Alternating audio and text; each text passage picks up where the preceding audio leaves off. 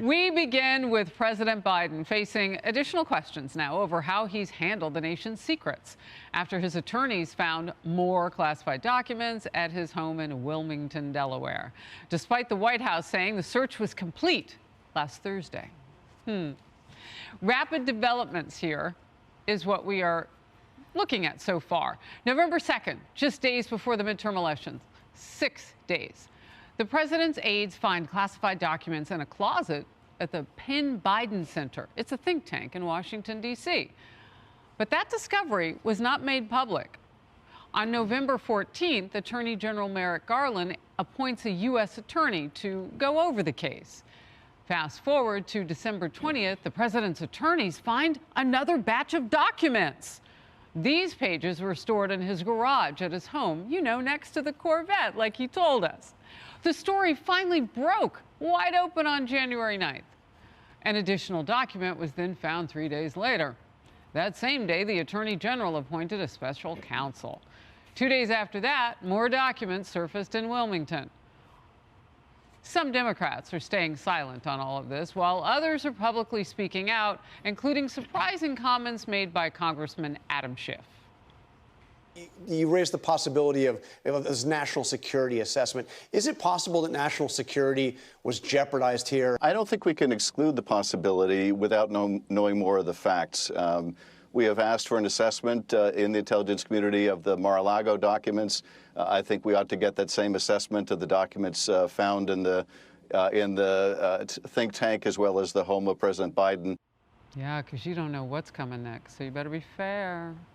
Last hour, Republican Senator Ron Johnson told me this in Focus.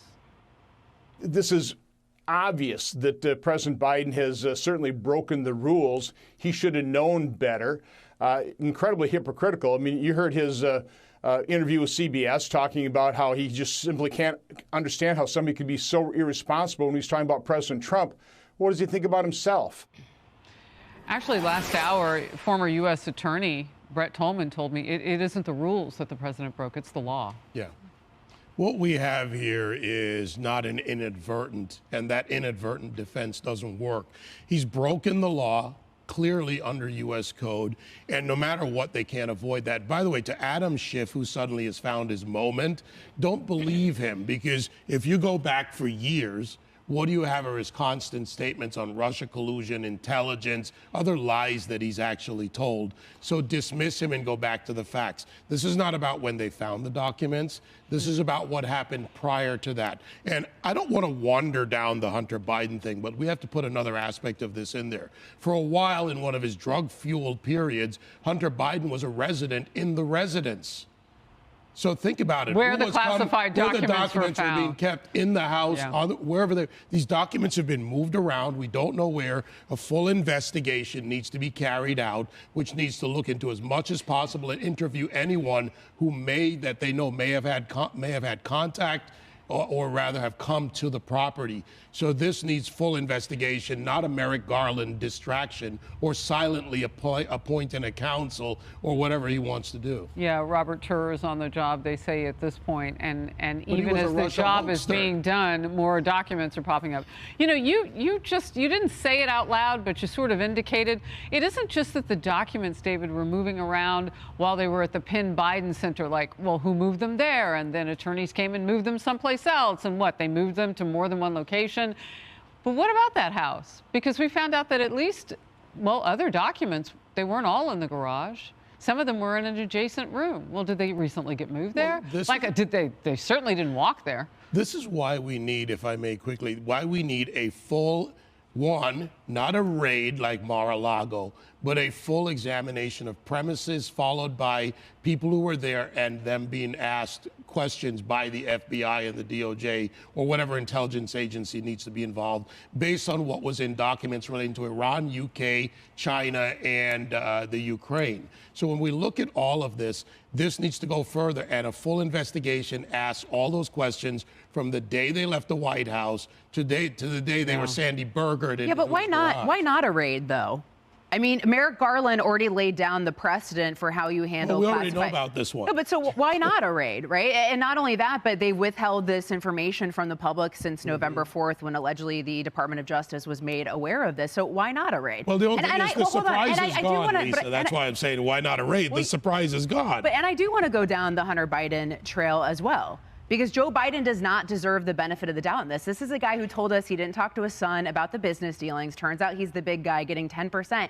And you look at, reportedly, these documents had to do with Ukraine, found at the Penn Biden Center, which is a Chinese-backed think tank, 2 countries that his son and his family had business dealings in. And not only that, but when he was the vice president, he helped grease the wheels. He helped grease the wheels by flying Hunter Biden on Air Force 2, shaking the hands of a business partner there, helping greasing the wheels in China, and also getting the prosecutor general fired in Ukraine, who was investigating Burisma. And, you know, we were told by the media there's nothing to see there, but obviously there's something to see there. So I would love to know which documents were found and if this was part of his influence peddling operation. Well, and if I could follow up with you, Lisa, on the possibility of a raid, and I don't want to call it possibility because we don't know if that will come, but on some people calling for a raid like this. You know, last Thursday, the press secretary told us that the search was over. Well, that wasn't right. And so are there other places where they're fanning out? NBC News had reported through its sources last week that staff and teams were told to keep looking, go looking. Where are they searching? And who's searching, by the way, if they're classified? Hold on, Lisa. And why are they allowing his own attorneys to be the ones digging through this information? How can we take this man at his word when, as you point out, Harris, we've already been lied to for the White House just in the past few short days that this took place. And then also President Trump had the ultimate authority to classify or declassify. A vice president does not have that authority. So if you lay down this marker for a man who ultimately had the ultimate authority, President Trump, but you don't do it with a vice president who does not, what does that tell you about this Justice Department? I have not, and forgive me if somebody has, but I have not heard anybody ask this question. Did Obama know that those papers were gone? That's a great question. Jackie. That's a great question. It's a great question, and we have to get to the bottom of that. What the yeah, we do, because he could have declassified them, but Biden couldn't. Right. What the origins of this were, what the content of the papers were, why they left and ended up where they did in these various locations, and also the access. Who had access to these papers that were thrown in the garage, literally, probably in some sort of a storage box, like they were junk. So the investigation that James Comer wants to bring about into who had access to the Delaware home, for example, is something that needs to be followed through with. This is, you know, the ultimate lack of discretion.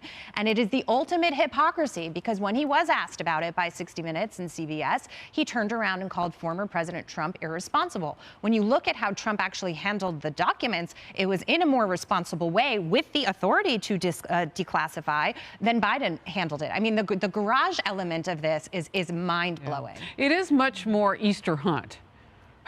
You know, I mean, and I want to be delicate here because we have seen the president recently talk to the Easter Bunny, however accidental that was.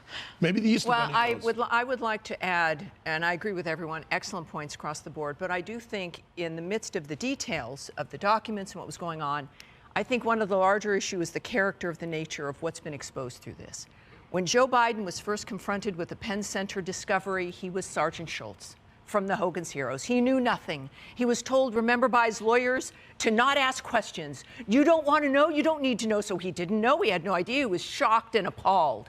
What we have since learned is that by the time he was asked, and by the time of Fox News' report in early January, past the first week, he had already known that more documents were found at his home. That was discovered on December 20th. That's right. He already knew that there were multiple sites. He already knew and was he had to be personally involved. They were in his home. We believe other documents, perhaps in a library. So he was personally involved. And yet the President of the United States' first inclination was to lie about the details, did so with ease and comfort.